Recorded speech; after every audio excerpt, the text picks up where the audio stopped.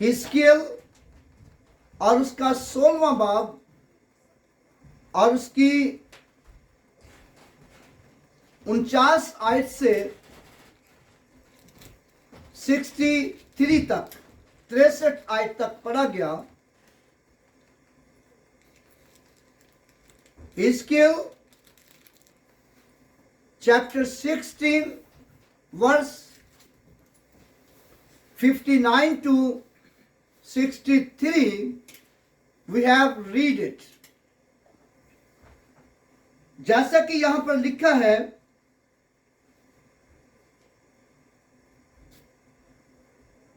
क्योंकि खुदावंद यूं फरमाता है कि मैं तुझसे जैसा तूने किया वैसा ही सलूक करूंगा। पहली बात यहां पर गौर करें, इस बात पर लिखा है क्योंकि खुदावंद यूं फरमाता है कि मैं तुझसे वैसा ही सलूक, जैसा तूने किया वैसा ही सलूक करूंगा। खुदावंद खुदा हर एक के काम का बदला देता है, हर एक के काम का बदला दे देता है। जैसा कोई करता है वैसा भरता है। और जरूर है कि अपनी जिंदगियों पर गौर करें और एहतियात के साथ जिंदगी गुजारें।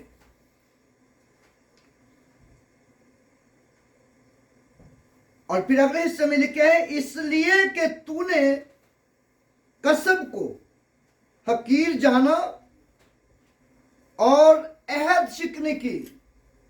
इसलिए कि तूने कसम को हकीर जाना, अहद शिकने की।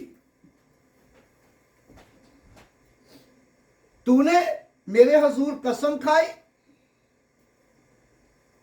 और तूने वादा किया कि मैं तेरे साथ वफादारी और सच्चाई से चलूंगा या चलूंगी, लेकिन तूने अहद शिकनी की है, तूने अहद को तोड़ा है, तूने कसम को तोड़ा है।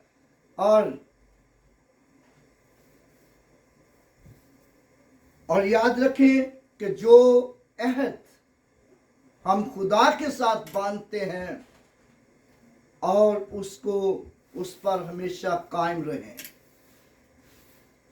इसलिए खुदावंद यीशु मसीह ने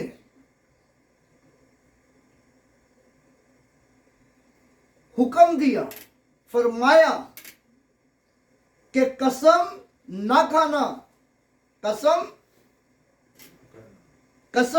ना खाना। कसम वो वादा होता है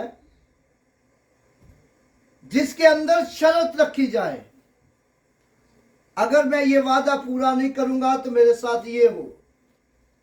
जैसा अक्सर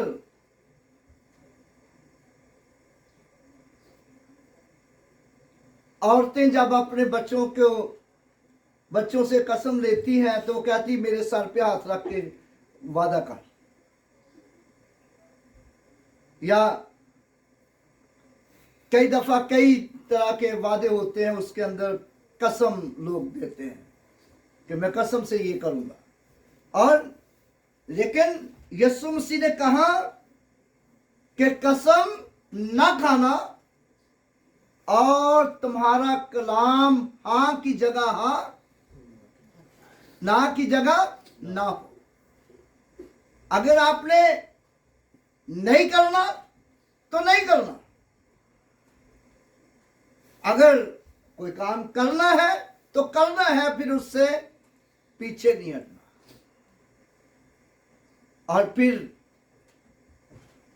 बाइबल ये बताती है साधक अपनी सौ तो नहीं मुड़ता, साधक अपनी कसम से, अपने वादे से नहीं मुड़ता। धर्मी शख्स जो है उसने जो वादा किया है उससे वो पीछे नहीं हटता, पावे काटा खावे, बेशक उसे नुकसान ही क्यों ना हो, बेशक उसे नुकसान ही क्यों ना हो, क्योंकि उसने कसम खाई है, उसने पक्का वादा किया है और फिर वो उस वादे से नहीं हटता। और मेरे सामने मिसाल आ गई, मेरे हवाला मेरे ज़हन में नहीं है, बाइबल में कहाँ लिखा है, लेकिन बाइबल मुकद्दस ये बताती है एक खुदा का बंदा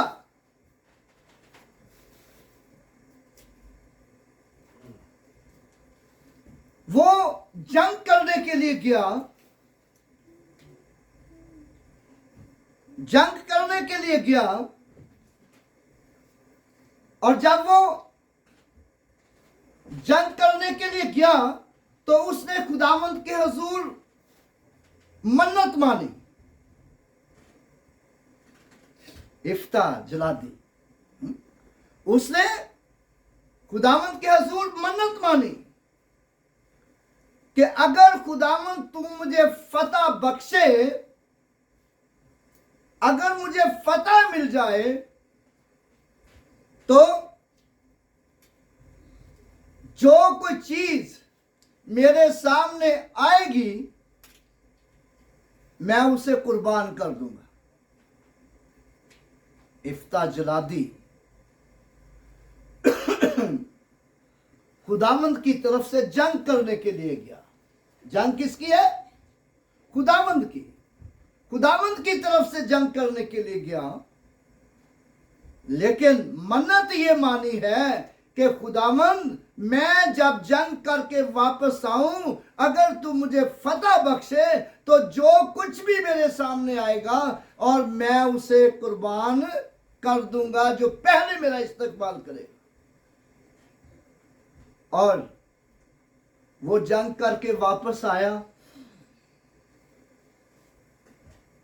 तो उसकी बेटी बड़े शादियाने बजाती हुई उसके इस्तकबाल को गई। जंग से खुश आ रहा था, जंग से खुश आ रहा था, लेकिन जब उसकी बेटी सामने आई है तो वो कहता है, आए मेरी बेटी, तूने मुझे मार डाला, तूने मुझे मार डाला। और खैर उसने अपनी बेटी को कुर्बान कर दिया खुदा की, क्योंकि सादिक अपनी सौ तो नहीं मुड़ता, सादिक अपने वादे से पीछे नहीं हटता, खा काटा खावे, का नुकसान ही क्यों ना हो जाए। इसीलिए यीशु मसीह ने कहा, खुदा के लिए कसम ना खाना, कसम ना खाना। और मन्नत ना मानना, मन्नत ना मानना, क्योंकि मन्नत ना अदा की जाए तो वो नुकसान देती है, मन्नत ना दी जाए तो वो नुकसान देती है, नुकसान होता है। और मन्नत ना मानना, तुम्हारा कलाम हाँ की जगह हाँ, ना की जगह ना हो। और यहां पर भी हम देखते हैं कि खुदावंद जो है वो बनी इस्राएल कौम से हिजकिय्याह की मार्फत, यीशु मसीह से 500 साल पहले की बात है, हिजकिय्याह की मार्फत वो कह रहा है कि तूने कसम को हकीर जाना है, तूने अहद शिकनी की है। और जब हम हिजकिय्याह उसके 16वें बाब की 44वीं आयत पढ़ते हैं, वर्स 44 लिखा है, देख सब मिसल कहने वाले तेरी बाबत ये मिसल कहेंगे, जैसी मां वैसी बेटी, जैसी मां वैसी बेटी। यानी कि लोग कहेंगे, कई दफा होता है माएं बहुत अच्छी होती हैं, कई दफा होता है कि माएं बहुत अच्छी होती हैं, बाप भी बहुत अच्छे होते हैं, लेकिन जब बेटी से कोई गलती सरजद हो जाए या बेटी से कोई गुनाह हो जाए तो इल्जाम किस पर आ जाता है? मां पर। हालांकि मां का कोई कसूर नहीं होता, मां ने अपनी बेटी को अच्छी तरबियत की होती है, मां ने अपनी बेटी को अच्छी तरबियत की होती है, लेकिन बेटी जो है वो गुनाह में पड़ गई है और उसके गुनाह के सबब से मां भी बेइज्जत हो रही है, किस सबब से? मां भी बेइज्जत हो रही है, क्योंकि मां अच्छी है। यहां वो यही बात कह रहा है कि देख सब मिसल कहने वाले तेरी बाबत ये मिसल कहेंगे। यानी कि कहने का मतलब यह कि तेरी मां ऐसी नहीं है, लेकिन लोग ये कहेंगे। इसलिए एहतियात, हमें एहतियात करने की जरूरत है कि हम क्या करते हैं, कैसे चलते हैं, कैसे रहते हैं। और कई दफा होता है बाप बहुत अच्छा होता है और बेटा गुनाह करने लग जाता है, बदी में पड़ जाता है, लेकिन मिस्र लोग ये कहते हैं जैसा बाप वैसा बेटा। और हमें अपनी जिंदगियों पर गौर करना है, क्या हम अपने कौलो किरदार के बायस, अपने वादों के बायस, अपनी कसमों के बायस, क्या हम अपने खानदान को बेइज्जत तो नहीं कर रहे हैं? अपने आप को तो कर ही रहे हैं, ना खानदान भी बेइज्जत हो रहा है। और एहतियात करने की जरूरत है। यही यहां पर लिखा है कि अगर तू एहतियात नहीं करेगा, अगर तू एहतियात नहीं करेगा तो वारना क्या है? अगर हम एहतियात नहीं करते तो वारना क्या है? इंचास 59 में वारना क्या है? पढ़े उस 59 आयत को। क्योंकि खुदावंद खुदा यूं फरमाता है कि मैं तुझसे जैसा तूने किया वैसा ही सलूक करूंगा। हाँ, वार्निंग ये है। और क्योंकि खुदावंद यूं फरमाता है कि मैं तुझसे जैसा तूने किया वैसा ही सलूक करूंगा, इसलिए कि तूने कसम को हकीर जाना और अहद शिकने की है।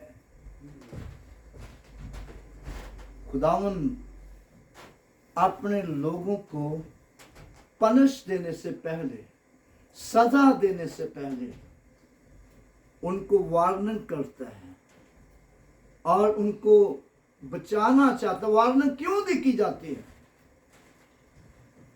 वार्निंग क्यों दी जाती है? इसलिए दी जाती है कि अगर तू ऐसा नहीं करेगा तो फिर तेरे साथ ये होगा। हाँ, तो इसका मतलब क्या है कि तू अपनी अपनी बात से मुड़ जा, अपने गुनाह से मुड़ जा, अपनी गलती को छोड़ दे। तो तेरे साथ ऐसा ना हो। अगर तू गलती नहीं छोड़ेगा तो फिर तेरे साथ ये होगा। वार्निंग इसीलिए दी जाती है। और कई दफा ऐसे आकड़बाज लोग होते हैं और वो कहते हैं तू मुझे वार्निंग देता है, जो कुछ करना कर ले। फिर वो सजा पाते हैं। वो अपने लिए भी मुश्किल का बायस होते हैं, अपने खानदान के लिए भी मुश्किल का बायस होते हैं। और फिर जब हम वर्ष 61 का मुताला करते हैं, 60 वर्ष 60 लिखा है, लेकिन मैं अपने उस अहद को जो मैंने तेरी जवानी के अय्याम में तेरे साथ बांधा याद रखूंगा और हमेशा का अहद तेरे साथ करूंगा। हमेशा का अहद तेरे साथ करूंगा। कब कब अहद किया जाएगा? यानी कि जब तू अपने गुनाहों को अपनी जिंदगी से तर्क कर देगा और अपनी बदकारी को छोड़ देगा, अपने गुनाहों से तौबा कर लेगा और अपनी जिंदगी मेरे सुपुर्द कर देगा, तो फिर मैं क्या करूंगा? लेकिन मैं अपने उस अहद को जो मैंने तेरी जवानी में तेरे साथ बांधा, मैं उस अहद को याद रखूंगा। Nevertheless, I will remember my covenant with you in the days of your youth, and I will establish an everlasting covenant with you. और मैं हमेशा का अहद तेरे साथ बांधूंगा। और खुदा का अहद जो है, अहद का मतलब क्या है? वादा। अहद का मतलब क्या है? वादा, promise. What meaning of the Ahad? Promise. और खुदा कहता है कि मैं तेरे साथ ऐसा वादा करूंगा, ऐसा प्रॉमिस करूंगा जिसमें बरकतें ही बरकतें होंगी। और खुदा ने जब इब्राहिम के साथ अहद बांधा तो खुदा ने क्या कहा था? मैं तुझे बरकत दूंगा। मैं तुझे क्या करूंगा? बरकत दूंगा। और मैं तेरी नस्ल को बरकत दूंगा और तेरी नस्ल के वसीला से कौमें बरकत पाएंगी। तेरी नस्ल के वसीला से कौमें बरकत पाएंगी। और जब खुदा वादा करता है, खुदा अपने लोगों के साथ अहद बांधता है, तो फिर उसके अहद में बरकतें ही बरकतें हैं, खुशियां ही खुशियां हैं, शादमानी और तसल्ली और इत्मीनान और बरकत ही बरकत है। और जब हम वर्ष 63 का मुताला करते हैं तो लिखा है,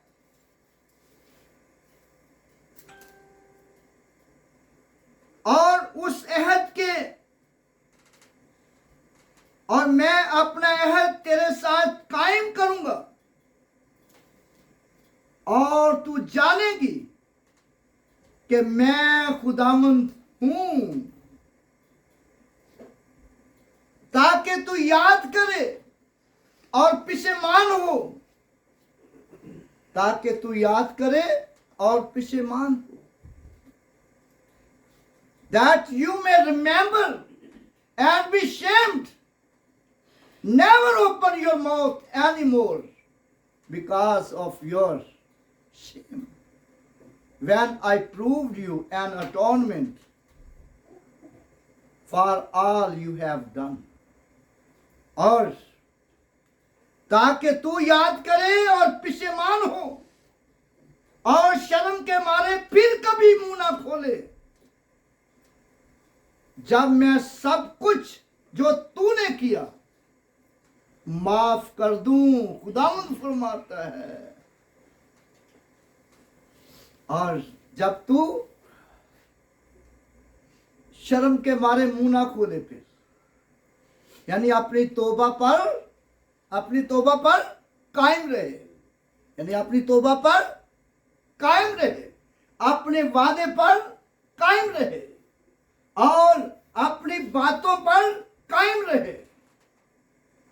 फिर तू मुंह ना खोले, पिछली बातों को याद कर करके तू ये ना कहे कि तूने ये किया था, तूने वो किया था, तूने वो किया था, मेरे ही दिन दे देने फिर एक दूसरे में। हाँ, ऐसे होता ना। कई दफा कई तरह के लोग वादे कर लेते हैं, वादे करने के बाद फिर वो याद कर करके वो भी तूने वो भी किया था, तूने वो भी किया था, तूने वो भी किया था, और मैंने तेरे लिए ये किया, मैंने तेरे लिए वो किया, मैंने वो किया। ऐसे करते लोग। कहते हैं ऐसे नहीं करना, शर्म के मारे मुंह नहीं खोलना, बल्कि आगे बढ़ना है। नई जिंदगी, नई सोच, नई बातें आपकी जिंदगी में हो, नई जिंदगी में, आपकी जिंदगी में नई नई बातें हो, नई नई तसल्ली हो दूसरों के लिए, पुरानी याद ना हो। और फिर लिखा है कि मैं सबको जो तूने किया माफ कर दूंगा। कुछ भी तेरा कोई चीज तेरी कायम नहीं रहेगी, हर गुनाह माफ हो जाएगा, कहा तूने बड़े से बड़ा गुनाह क्यों ना किया।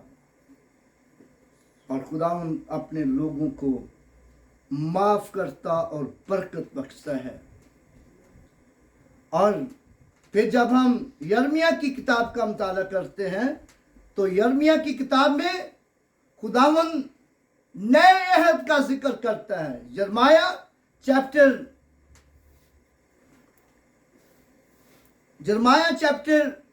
31 वर्स 31 to 32 पढ़िए जरा इस आयत को।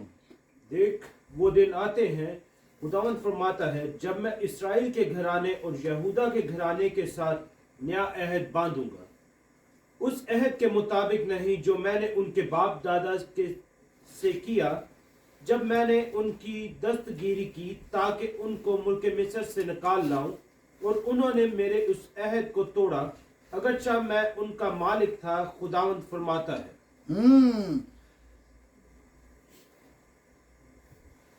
The time is coming, declare the Lord, when I will make a new covenant with the house of Israel, with the house of Judah. देख वो दिन आते हैं, खुदावंद फरमाता है, जब मैं इस्राएल के घराने और यहूदा के घराने के साथ नया अहद बांधूंगा। नया अहद। और नए अहद में क्या होगा? नए अहद में यहां पर बताया गया है, I will put my law in their minds. मैं अपनी शरीयत यानी अपना कलाम उनके बातन में रखूंगा, उनके जहन में रखूंगा। मैं अपना कलाम, मैं अपनी शरीयत उनके जहन में रखूंगा।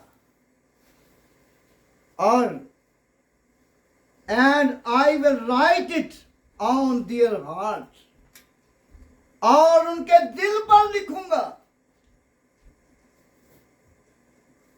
जब दिल में कलाम हो, दिल में कलाम हो, तो फिर गुनाह नहीं होता। फिर गुनाह नहीं होता। खुदावंद का बंदा दाऊद कहता है, मैंने तेरे कलाम को, तेरी शरीयत को अपने दिल में रख लिया है ताकि तेरे खिलाफ गुनाह ना करूं। क्यों कलाम दिल में रखा है? ताकि तेरे खिलाफ गुनाह ना करूं। और जब दिल में कलाम हो तो फिर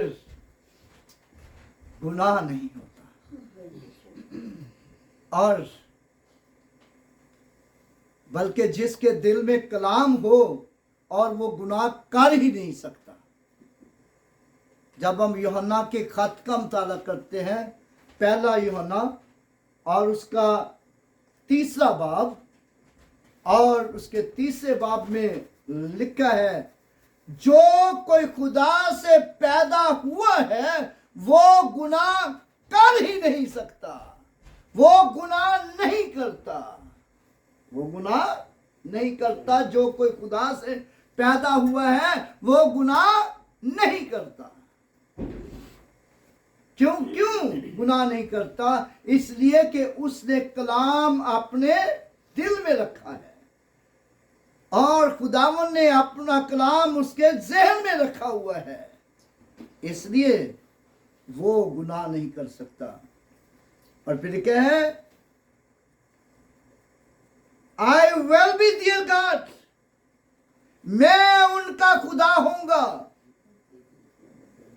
मैं उनका खुदा होऊंगा। किनका खुदा होऊंगा? जिनके बातन में खुदा का कलाम है और जिनके दिल पर खुदा का कलाम लिखा हुआ है, मैं उनका खुदा होऊंगा। खुदा ये कहता है, हर एक का नहीं, हर एक का नहीं, हर एक का खुदा नहीं। खुदा उनका है जिनके दिल पर खुदा का कलाम लिखा है, जिनके बातन में खुदा का कलाम है, जिनके ज़हन में खुदा का कलाम है।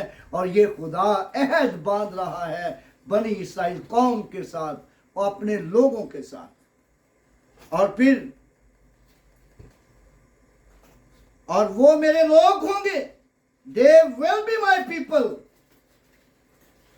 I will forgive their weakness, I will forgive their sins, I will remember no more their sins. मैं उनके गुनाहों को याद ही नहीं करूंगा। मैं उनके गुनाहों को, खुदा कहता है कि मैं उनके गुनाहों को याद ही नहीं करूंगा। हालेलुया। खुदा अपने लोगों के गुनाहों को याद नहीं करता जब उसके लोग वफादारी से उसके साथ चलना शुरू कर देते हैं।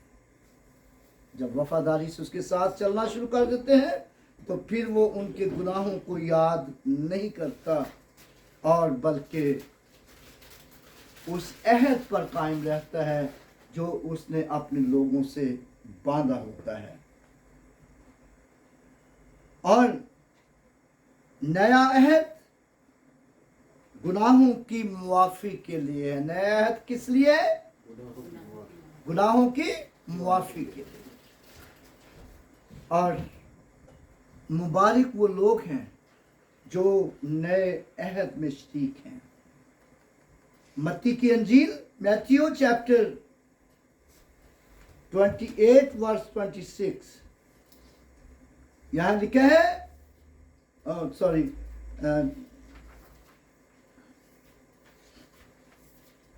यहां लिखा है, क्योंकि ये मेरे वो अहद का खून है जो बतेरों के गुनाहों की मुआफी के वास्ते बहाया जाता है।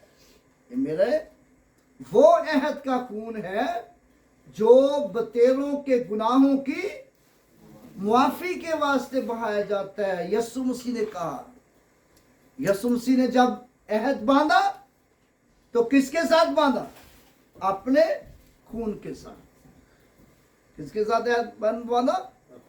अपने खून के साथ। और जिस अहद का यहां यिर्मयाह की मार्फत जिक्र किया गया है। और ये अहद किस तरह बांधा गया था, जैसे खुदावन ने कहा अपने बंदा यिर्मयाह की मार्फत कि जब खुदा बनी इस्राएल कौम को मुल्क मिस्र से निकाल लाया तो खुदावन ने उनके साथ अहद बांधा। और वो अहद किसके साथ बांधा? वो अहद किसके साथ बांधा था?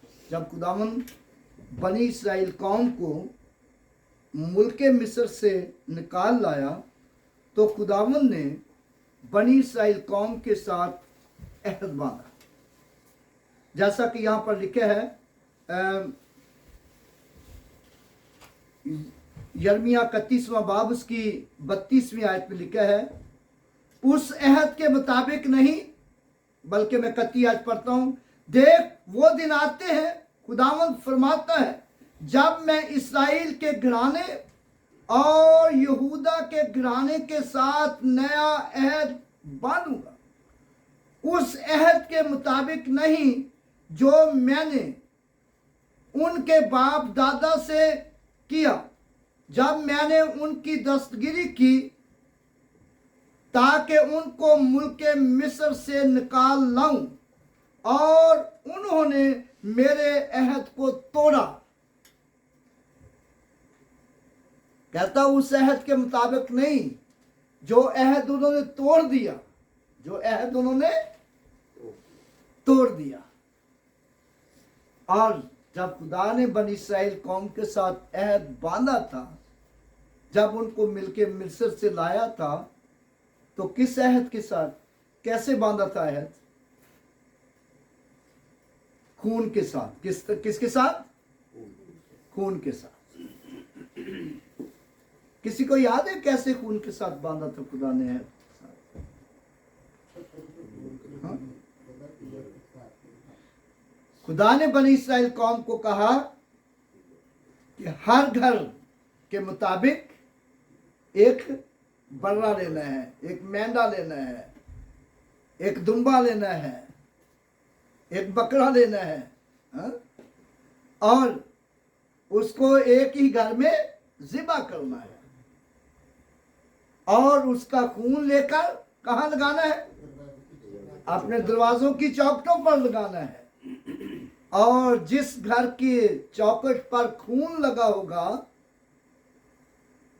और उस घर में मौत का फरिश्ता नहीं आएगा, उस घर में मौत नहीं आएगी। जिस घर के ऊपर खून लगा होगा और उस घर में क्या होगी? जिंदगी होगी। उस घर में क्या होगी? जिंदगी होगी। लेकिन जिस घर में खून नहीं लगा होगा और उस घर में मौत। यही यहां पर बात है कि यीशु मसीह ने कहा, क्योंकि ये मेरे वो अहद का खून है जो बतेरों के गुनाहों की मुआफी के वास्ते बहाया जाता है। वो अहद का खून, वो अहद का खून जिसका जिक्र यिर्मयाह ने किया है कि देख वो दिन आते हैं, खुदावंद फरमाता है कि मैं इस्राएल के घराने के साथ एक नया अहद बांधूंगा। और वो नया अहद यीशु मसीह की मार्फत बांधा गया। और जैसा कि यहां पर हम यूहन्ना की अंजील में देखते हैं, यूहन्ना की अंजील उसका जब हम 6 बाब पढ़ते हैं और वर्स 56 टू 57, बहुत लंबा हवाला है लेकिन मैं इसको सिर्फ पॉइंट सी बताऊंगा। यहां पर लिखा है,